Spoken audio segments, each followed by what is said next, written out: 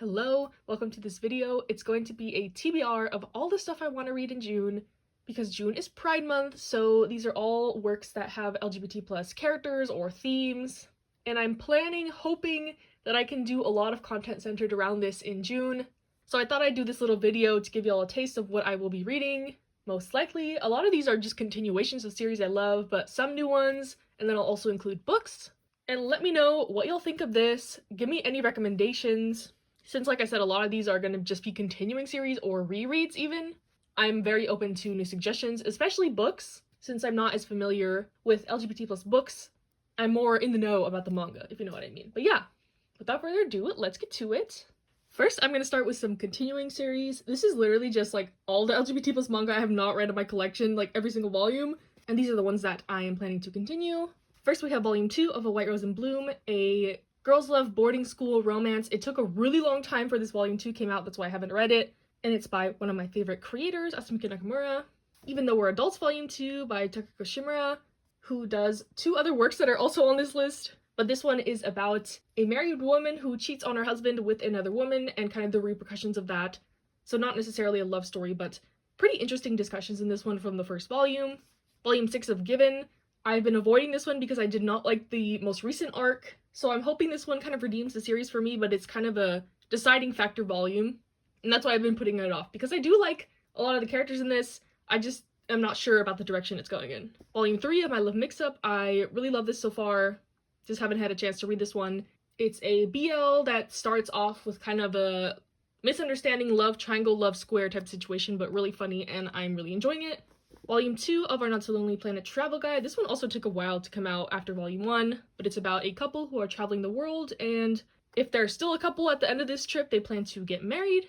Really cool settings in this one, and an interesting dynamic between the characters. Cherry Magic Volume 4. I have watched a drama for this, and I don't expect this to go further than that, so more repeat material, but I really like this story. Really wholesome, really cute. Even though it does have the explicit content warning, there's nothing really explicit in it, so far at least. It's about this guy who can read minds, and he finds out that his coworker has had a crush on him for a long time, and he thinks it's a joke, because how could this guy, like me? Very interesting, talks about self-worth issues, self-esteem, and these characters are older, which I like. My Summer Review, Volume 2. The first volume was supposed to be a one-shot, I believe, and then this came out as sort of a sequel series, so excited to read this, about 2 guys who bond over liking movies.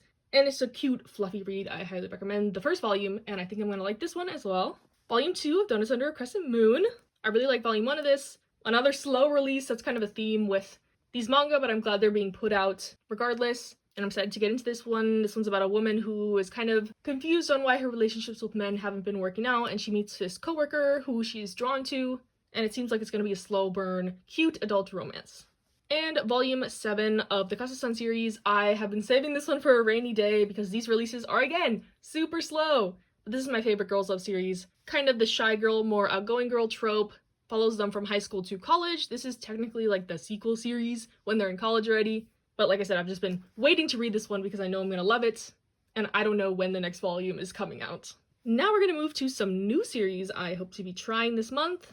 First, Volume 1 of Hello Melancholic. This is a girls' love series, and I was enticed because one of the characters plays trombone, and it's about, like, a band, and I love music manga, so I think I'm gonna like this. Monologue Woven for You, another girls' love series. This one's set in college, and it's in full color, so I had to pick it up. The color just makes everything better, in my opinion. Even if a story is meh, the fact that they put so much effort into the release makes me like it more most of the time, so I'm excited to read this one. Then I have Restart After Coming Back Home and Restart After Growing Hungry. I have heard nothing but praises for this. A cute BL story, I think, about a guy who was working in the city and he gets back to his quiet hometown and meets this guy. I really like these character designs. It reminds me of Toma and Taichi from Blue Flag. Not saying that their personalities are anything alike, but I kind of like this just character design, and the art looks gorgeous, is what I'm trying to say. But yeah, really excited to read this one. And then I have My Wandering Warrior Existence by Nagata Kabi. This is another one of her autobiographical works. And her other series do cover her sexuality and struggles with mental health, among other things. So I'm not sure exactly how that will play into this one, but I want to support kind of own voices stories, so I had to pick this one up. And then lastly, we are getting to my rereads. Now these are all rereads that I've read scanned in the past, so I wanted to pick up the releases to kind of support the creators and read them again in physical form. So first we have Links. I think I rated this a 7 out of 10 when I originally read it, which was years and years ago. It's a short story collection by the author of Given, so I'm curious to see how I like this in the present with my current reading tastes. Then I have Sweet Blue Flowers by Takako Shimura. This is another one I read a long time ago, one of the first manga I ever read, actually. So I'm not super confident in my summary of this, but I believe it's about like an all-girls school and there's a theater production and there's some type of drama. But if there's something sketchy going on, I will update my thoughts whenever I read this, whether that be like a Trying Girls Love Manga reading vlog or just my reading log at the end of the month. I don't know how I'm gonna structure this month yet, but there are 4 volumes of this. If I like this, I will get the last one. And again, I think my retention of reading is pretty good, but when it's been like 7, 8 years since you've read something, you're not going to remember every single detail, so that's why I want to reread this. And that is the reason why I keep manga in my collection, because I plan to reread it someday. I wouldn't just keep something after I read it to just sit there forever, you know? And it's fun to revisit stuff you loved, and maybe you'll hate it in the future, or maybe you hated it in the past and you love it now. All kinds of things to consider, so yeah. And then the last one I may or may not tackle this month, Wandering Sun. This was my favorite manga of all time when I was a teenager. Another one I haven't read in a really long time, and I'm not sure how well it's aged. That's why I've kind of been avoiding it. It's about a transgender child in middle school and kind of coming to terms with their gender, sexuality. It's a slice of life, coming of age, drama-filled manga. I believe there's some triggering topics in this one. And I do have all the physical volumes, but this was not completed in English. I'd have to read the scans for the rest of it. But yeah, this is by the same author as Sweet Pea Flowers and Even Though We're Adults. So this is a big fat maybe. It's been on my list to reread for a while, but like I said, I've kind of been avoiding it because I'm kind of scared of the discussions in this one. I don't think it was written that long ago. 2005, so kind of like a 20-year-old series. But yeah, we'll see, and I will of course update my thoughts once I read it. So yeah, that is all the manga I plan to read this month. Not just this, I'll be reading like my normal stuff as well, but I really want to get some videos out regarding these mangas, some recommendation videos. I got a lot of good ideas from y'all. I asked on my Instagram for some suggestions or recommendations for video topics you want to see from me. But now I'll talk about a couple books that I plan to read as well. First, I picked up Loveless by Alice Oseman. They are the creator of Heartstopper, and they have a lot of like actual novels, but I believe they are British and a lot of them are only available in UK printing, so I'd have to get them from like Book Depository or something.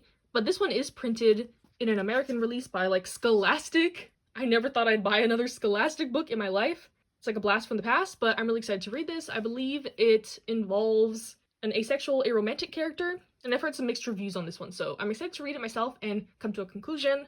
And then this one was recommended by a friend, History's All You Left Me. I believe this is a love story between 2 guys, and the premise seems really interesting, and I think this author is pretty well known for some other works, like the one where they both die in the end, something like that. So I'm excited to read this. My friend who recommended this to me has very similar tastes, so if she liked it, I'll probably like it.